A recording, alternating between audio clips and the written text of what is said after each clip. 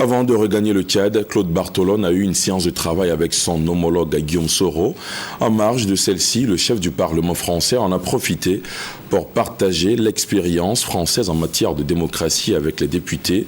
Dans un discours en forme de cours magistral, Claude Bartolone a rappelé 3 devoirs du député, à savoir l'indépendance du Parlement, l'exemplarité et la diplomatie parlementaire, la précision de Brouléon.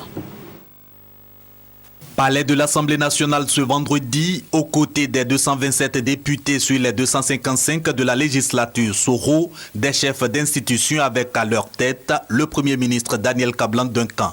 Tous sont venus écouter le chef du Parlement français Claude Bartolone, invité par son homologue ivoirien à partager avec son institution quelques pans de la démocratie française. Notre volonté commune de faire de notre Assemblée une institution moderne et modèle reste vivace et les apports d'une Assemblée d'expérience comme celle que vous dirigez nous seront toujours utiles.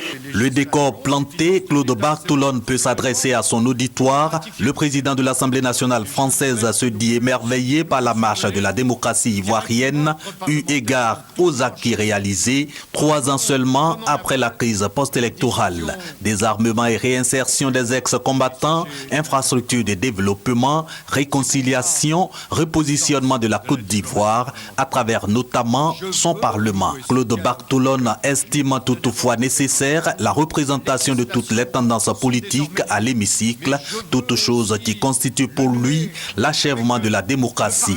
Dans ce sens, il a aussi instruit les députés sur 3 de leurs devoirs.